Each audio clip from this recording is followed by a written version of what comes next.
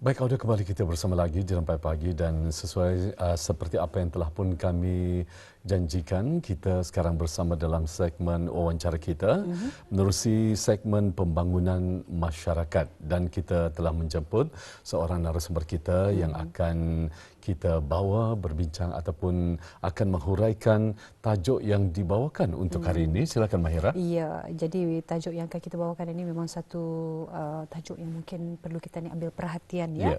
Iaitu berkenaan dengan buli, ketawa sekejap, luka bertahun. Jadi pasti ini mempunyai makna yang tersirat ya, terkandung di dalam tajuk yang akan kita bawakan ini. Jadi untuk pencerahannya, kita bawakan narasumber kita pada pagi ini ke studio Jubilee Emas TV, iaitu bersama dengan Yang Mulia Puan Dayang Siti Nurfatin Syahirah binti Awang Abdul Wahid, merupakan pegawai kerja sosial. Assalamualaikum Puan. Waalaikumsalam Puan. Tuan. Ya, apa khabar? Puan? Alhamdulillah. Apa khabar kita Tuan? Puan? Alhamdulillah. Ya, kita berdua sehat. Puan sehat ya? Alhamdulillah sehat. Alhamdulillah, itu yang kita harapkan. Jadi di kesempatan ini kita ucapkan ribuan terima kasih dan selamat datang ya kepada Puan kerana berkesudian untuk bersama sekali lagi dalam segmen pembangunan masyarakat. Kerana kita difahamkan mungkin kalau tidak silap tahun lepas ya, yes? Ya, isu kita bersama dengan Puan ya.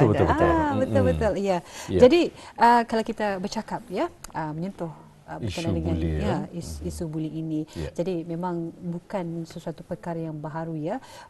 Tapi kalau kita melihat juga ya, mungkin perkara ini masih lagi berlarutan dan masih berlaku. Jadi ini yang perlu kita ni ambil perhatian. Betul. Jadi sebagai mukadimah barangkali ya daripada Puan Dayang Siti Nurfatin, tajuk segmen kita hari ini buli, ketawa sekejap, luka bertahun. Jadi kalau berdasarkan daripada peranan Puan ya sebagai pegawai kerja sosial, mungkin Puan boleh mengongsikan mengapa isu buli kanak-kanak ini penting untuk diberikan perhatian. Silakan Puan. Terima kasih Puan. Tuan. Assalamualaikum warahmatullahi wabarakatuh dan selamat pagi. Terlebih dahulu saya ingin merakamkan ucapan terima kasih dan setinggi-tinggi penghargaan kepada pihak RTB khususnya rancangan Rampai Pagi kerana memberikan peluang untuk berkongsi mengenai satu isu penting macamnya Puan Tuan tadi atau dan hampir dengan kehidupan masyarakat Ketani, iaitu isu buli, terutama yang terjadi kepada kanak-kanak dan orang muda. Topik kita ni pada pagi ini sepertinya Puan tadi, buli, ketawa sekejap, luka bertahun. Tajuk ini dipilih sebab kadang-kadang budaya membuli ini selalu dianggap perkara biasa dan ataupun sekadar gurauan, terutama dalam kalangan kanak-kanak. Ada yang berpendapat bahawa mengejek atau mengucapannya memalukan atau mengusik secara berlebihan ini perkara normal semasa membesar. Sebelum itu juga saya ingin mengungsikan terlebih dahulu apa definisi kanak-kanak yang saya maksudkan dalam ketanian ini dan orang muda berdasarkan Child and Young Person Act. Di bawah akta tersebut, kanak-kanak adalah individu yang berumur 14 tahun. Manakala orang muda pula merujuk kepada individu yang berumur kanak-kanak adalah individu yang belum mencapai umur 14 tahun dan manakala orang muda pula merujuk kepada individu yang berumur 14 tahun tapi belum mencapai 18 tahun. Namun sebagai pegawai kerja sosial di Japim, kami melihat bahawa kesan buli sebenarnya boleh sangat mendalam terhadap emosi dan perkembangan seorang kanak-kanak. Kadang-kadang perkara yang dianggap damit ini orang tanya tu boleh menyebabkan seorang anak ini kehilangan keyakinan diri. Takutkan mingle, akan bergaul sama kawan-kawan yang lain, takut ke sekolah dan membawa rasa sedih dan trauma sehingga ia dewasa. Di samping itu juga ada kanak-kanak dan orang muda yang masih mengingati kata-kata hinaan atau pengalaman buli yang diorang alami itu. Walaupun sudah ia meningkat dewasa. Ada yang menjadi pendiam, sukarkan percaya dengan orang lain, mengalami tekanan emosi. Ada juga yang mula merasa yang diri diorang ini indah bernilai. Kadang-kadang orang yang membuli pun hanya ketawa sekejap saja masa itu. Lepas itu orang lupa kadang-kadang. Tapi mangsa boleh mengerti pengalaman tersebut bertahun-tahun lamanya. Sebab itu juga Puan-Tuan dan semua yang melihat ini juga penting untuk masyarakat Ketani faham bahawa kata-kata dan tindakan kecil sekalipun boleh memberikan kesan yang besar kepada seorang kanak-kanak. Dan isu bulian ini pun bukan perkara yang boleh dinormalisasikan atau dianggap remeh kerana ia melibatkan kesejahteraan, keselamatan dan juga perkembangan emosi kanak-kanak dan orang muda ni. Oleh itu penting untuk kita ni semua, termasuk ibu bapa, guru dan masyarakat memainkan peranan dalam mewujudkan persekitaran yang lebih selamat dan menyokong untuk kanak-kanak ini. InsyaAllah pagi ini kita ni akan sama-sama membincangkanlah bentuk-bentuk buli, tanda-tanda yang perlu diperhatikan, kesannya kepada kanak-kanak dan orang muda, serta bagaimana kita ni sebagai masyarakat boleh membantu mencegah menangani isu ini. Betul. Jadi kalau kita perhatikan memang dalam jangka panjang pastinya kesan ini bukan saja menjejaskan individu itu sendiri tetapi akan menjejaskan juga kualiti apabila mereka berinjak ke alam dewasa nanti. Betul sekali Mahirah ya. Dan juga Puan ya, jika kita memperkatakan atau berbicara mengenai dengan isu buli ini, sebetulnya buli ini berlaku pada tidak memiliki ataupun tidak memfokuskan pada batas usia ya. Ianya berlaku bermula daripada manusia itu kanak-kanak, zaman kanak-kanak, kemudian berganjak dewasa, remaja dan menuju sampai ke dewasa. Dewasa pun ada ya, kadang-kadang dibuli oleh rakan-rakan setugas dan juga yang mungkin baru saja bertugas di tempat sesuatu tempat kerja ya. Tetapi yang ingin kita perhatikan pada masa ini, yang ingin kita berikan fokus mengenai dengan kanak-kanak ya. Jadi sebagai seorang pegawai kerja sosial yang selalu berurusan ya dengan isu kebajikan dan kesejahteraan kanak-kanak. Jadi Puan mungkin dapat menjelaskan apa dia bentuk-bentuk buli yang selalu berlaku dalam kalangan kanak-kanak pada masa ini Puan. Silakan. Okey, terima kasih.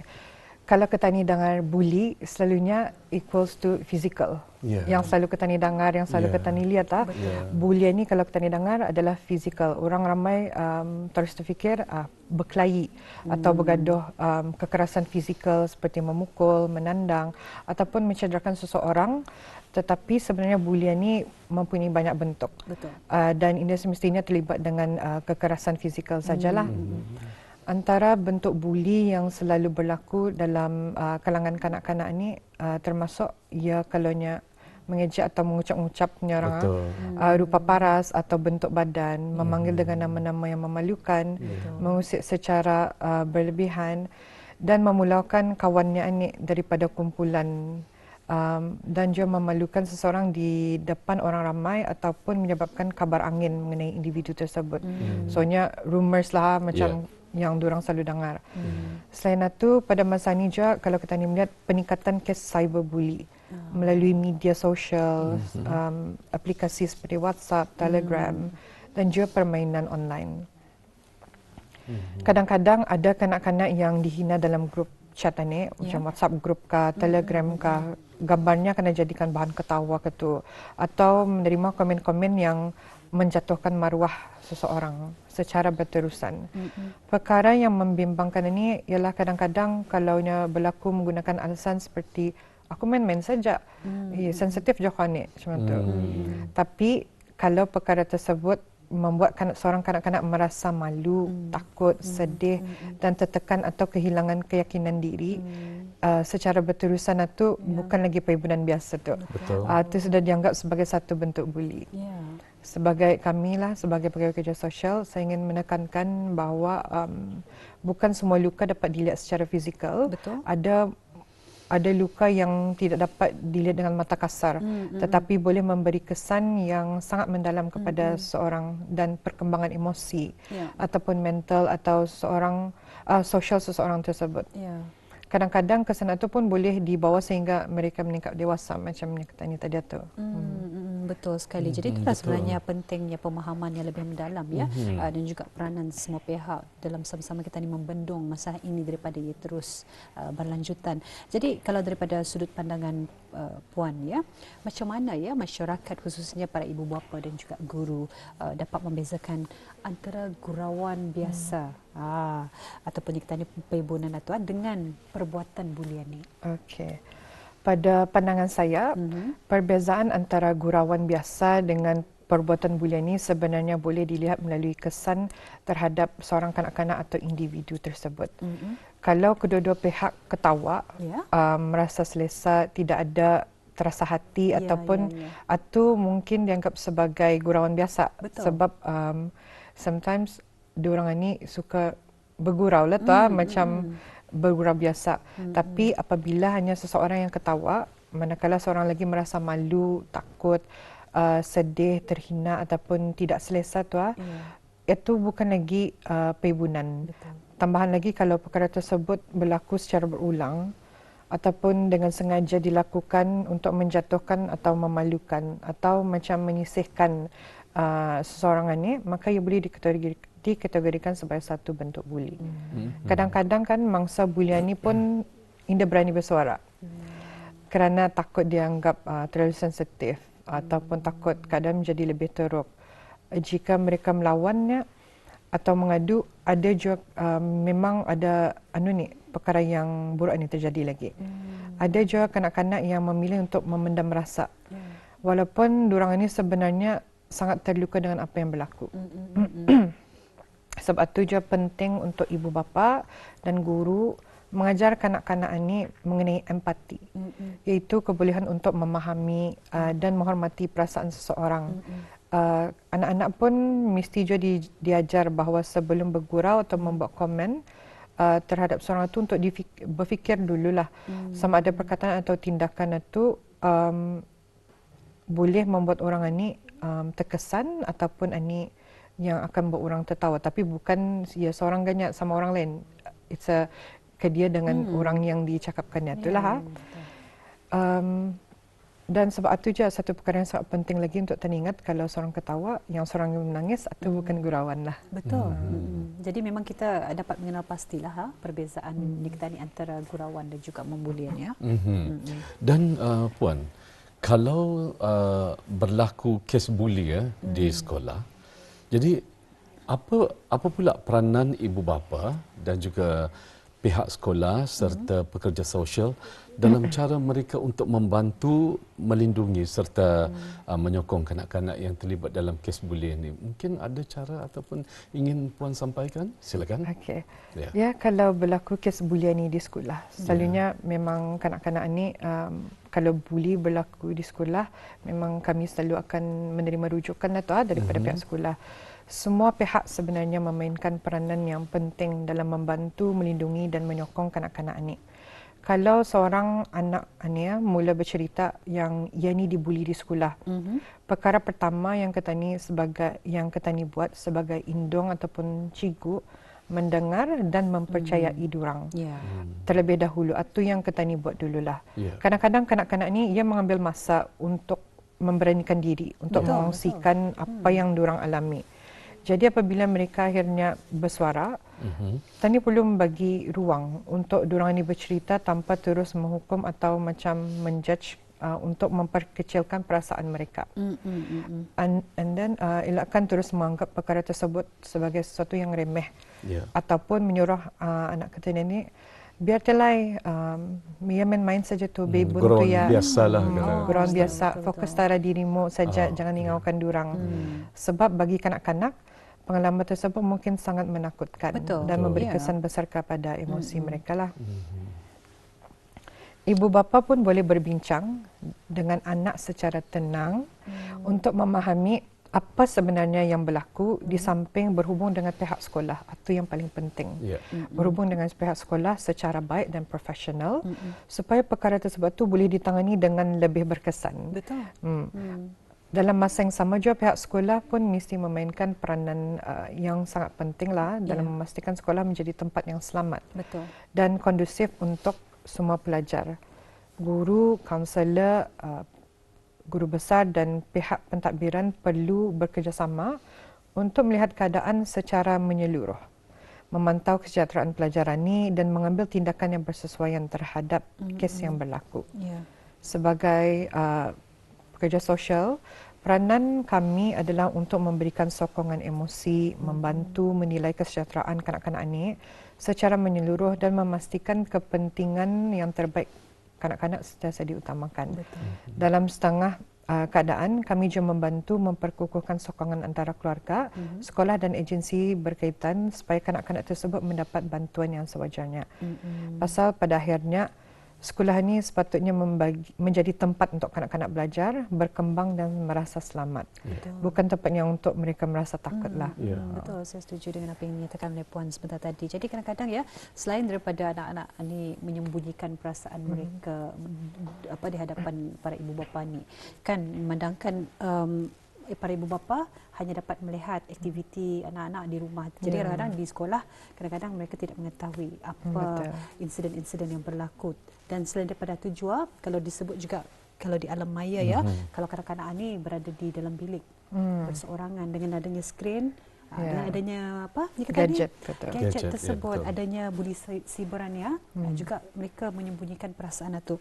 Jadi berdasarkan pengalaman daripada Puan, apa tanda-tanda yang mungkin para ibu bapa ataupun guru-guru perlu perhatikan ya jika seorang kanak-kanak ini mereka sedang menjadi mangsa bulian, Puan? Okey, baik. Soalan yang memang pentinglah untuk Ketani mengambil berat tentang perkara ini berdasarkan pengalaman saya sendiri. Kadang-kadang kanak-kanak yang menjadi bangsa bulian ini tidak terus datang dan berkata, ayah, ibu, aku kena buli. Atau cikgu, aku kena buli. Sebab itu orang dewasa seperti ibu bapa, guru dan penjaga perlu lebih peka dengan perubahan tingkah laku dan emosi diorang. Antara tanda-tanda yang selalulah yang kami perhatikan dari kes-kes yang diterima, kalau seorang kanak-kanak ini tiba-tiba menjadi lebih pendiam, mudah marah, murung ataupun nampak macam indah seperti kebiasaannya lah perangainya tu. Ada juga kanak-kanak yang mulai nak mau ke sekolah, sering membagi alasan untuk tidak hadir, sakit parut tayak, sakit kepala tayak, apa tayak. Every time kan ke sekolah letuk. Selain itu, ada yang mula mengasingkan diri dari kawan-kawan dan keluarga. Kurang bercakap atau kehilangan minat terhadap sesuatu perkara yang selalu diorang buat. Dalam sesetengah keadaan, prestasi sekolah pun nampak yang diorang ini semakin menurun sebab emosi dan fikiran diorang itu terganggu dengan apa yang diorang alami masa itulah. Ketani juga mesti peka terhadap perubahan tidur dan selera makan. Ada kanak-kanak yang menjadi susah tidur, gelisah tayak esok ni, anu ni kena boleh takut lagi ni, takut kok. Sering menangis sebelum tidur, indah mau takkan ke sekolah tah, payah takkan dibangun ni, ataupun hilang selera makan secara tiba-tiba. Ada juga yang mula hilang keyakinan diri, terlalu takutlah menggunakan telefon atau media sosial, terutama kalau diorang ini kena cyberbully. Dan kadang-kadang juga perubahan yang nampak kecil sebenarnya membawa makna yang besar. Perubahan tingkah laku ini pun boleh juga seorang kanak ini meminta pertolongan secara tidak langsung sebenarnya. Tidak semua kanak-kanak tahu macam mana untuk meluahkan perasaan yang mereka rasai masa ini. So itu penting untuk orang dewasa sentiasa membina komunikasi yang baik dengan anak-anak supaya diorang ini merasa selamat, didengarlah dan tahu bahawa ada orang yang sentiasa membantu dan menyokong diorang ini. Ya, alhamdulillah. Ya, baik. Dan ada sedikit masa lagi untuk kita bersama ya. Kalau mungkin dapat dijelaskan ya Puan ya. Kalau kes buli semakin serius ya, atau mula menjejaskan emosi dan juga keselamatan bagi seorang kanak-kanak. Jadi ke mana fokus ataupun ke mana ibu bapa ataupun penjaga boleh mendapatkan bantuan ni, Puan? Kalau kes bulian ini semakin serius ataupun mula menjejaskan emosi dan keselamatan kesejahteraan kanak-kanak, ibu bapa atau penjaga perlu membawa mereka perlu tahu bahawa mereka tidak perlu menghadapi situasi ini dengan seorang diri. Bantuan boleh diperolehi melalui pelbagai saluran seperti guru, kaunselor sekolah, pihak pentadbiran dan juga pihak pihak yang berkaitan seperti JAPIM. Yang penting ialah kanak-kanak tersebut mempunyai seorang dewasa yang sedia mendengar dan faham dan convince anak ini yang kami di sini untuk membantu untuk mendapatkan sokongan yang sewajarnya. Sekiranya keadaan melibatkan ancaman keselamatan, keganasan fizikal ataupun perkara yang membahayakan kanak-kanak ini, kes tersebut boleh jadi rujuk kepada pihak polis untuk tindakan lanjut. Apa yang penting ialah jangan menunggu sehingga keadaan menjadi lebih serius. Ya, betul. Ya, sebelum mendapatkan bantuan ini, kadang-kadang ibu bapa atau masyarakat takut untuk beritahu, maybe malu, mungkin dia takut anaknya ni dia bercakap benar, takut dipersalahkan, ataupun berharap perkara tersebut selesai dengan sendirinya. Macam saya tadi, okey tulai, jangan teringau. Tapi dalam kebanyakan keadaan, mendapatkan bantuan lebih awal lebih penting supaya kesejahteraan dan emosi kanak-kanak ini dapat diatasi lah dan diselamatkan kanak-kanak ini dan dilindungi dengan segera. Saya percaya kalau meminta bantuan ini bukan satu tanda yang lemah, sebaliknya adalah satu langkah yang berani dan penting untuk dilindungi seorang kanak-kanak daripada perkara lebih serius. Ya, betul sekali, alhamdulillah. Jadi mungkin kita ada masa lebih kurang daripada 4 minit ya, puan. Jadi sebagai kesimpulan, mungkin ada beberapa pesanan ya kepada masyarakat khususnya dan juga para ibu bapa yang menonton pada ketika ini mengenai kepentingan bersama-sama dalam kita ni sama-sama menangani isu buli kanak-kanak yang dapat dikongsikan. Silakan. Okay. Alhamdulillah, dalam segmen masyarakat pada segmen pembangunan masyarakat sebagai penutup, saya ingin mengingatkan bahawa setiap kanak-kanak mempunyai hak untuk membesar dalam persekitaran yang selamat, dihormati dan disayangi. Betul. Kanak-kanak pun sepatutnya merasa dilindungi juga kerana dengar dan diterima, bukannya hidup dalam keadaan ketakutan ataupun rasa rendah diri disebabkan layanan orang lain terhadap mereka. Kadang-kadang pun satu perkara yang dianggap sekadar atau gurauan main-main saja, kornea sensitif boleh menjadi luka yang dibawa oleh seseorang bertahun-tahun lamanya. Betul. Ada kata-kata yang mungkin kita ni lupa selepas beberapa minit, tapi orang yang mendengar ini boleh mengingati dan merasai kesannya sehingga dewasa. Ada juga untuk sharing juga, ada kami punya certain cases yang dia boleh ingat remaja ni umur 16 tahun, dia boleh ingat apa kawannya cakap masanya umur 5 tahun, 6 tahun. Diorang memang ingatlah. Okay. Dan sebab itu juga kita ni perlu lebih berhati-hati dengan kata-kata dan tindakan kita ni terhadap kanak-kanak ni. Betul. Menangani isu buli bukan tanggungjawab untuk satu pihak sahaja, bukan juga tanggungjawab ibu bapa sahaja, tetapi guru dan masyarakat semuanya memainkan peranan yang penting dalam mewujudkan persekitaran yang lebih selamat, lebih penyayang dan lebih empati terhadap kanak-kanak dan orang muda. Kadang-kadang tindakan kecil seperti mendengar, bertanya khabar atau mempertahankan seorang anak yang kena buli ini boleh memberi kesan yang sangat besar terhadap kehidupan mereka. Betul. Saya juga berharap masyarakat dapat mengubah budaya yang menormalisasikan ejekan ataupun mengucap-ucapan ni penghinaan ataupun gurauan yang berlebihan yang melukakan perasaan orang lain. Kita ni mesti membina generasi yang bukan saja bijak dari segi akademik tetapi juga mempunyai empati dan rasa hormat dan ihsan kepada orang lain. Kerana pada akhirnya ketawa mungkin sekejap, tapi kesannya bertahun. Itulah. Ya, alhamdulillah. Jadi memang sesuailah dengan tajuk kita pada kali ini. Jadi mudah-mudahan ia akan dapat memberikan satu pencerahan kepada kita ni untuk sama-sama membentras ya isu buli ini. Jadi apapun kita ucapkan ribuan terima kasih kepada narasumber kita, iaitu Yang Mulia Puan Dayang Siti Nurfatin Syahirah binti Awang Abdul Wahid, merupakan pegawai kerja sosial ya, berkesetiaan memberikan pencerahan berkenaan dengan tajuk kita kali ini. Jadi apapun, insya-Allah jika ada kesempatan di lain hari kita akan berjumpa lagi. Alhamdulillah. Kita jumpa lagi. Assalamualaikum. Waalaikumsalam. Terima kasih.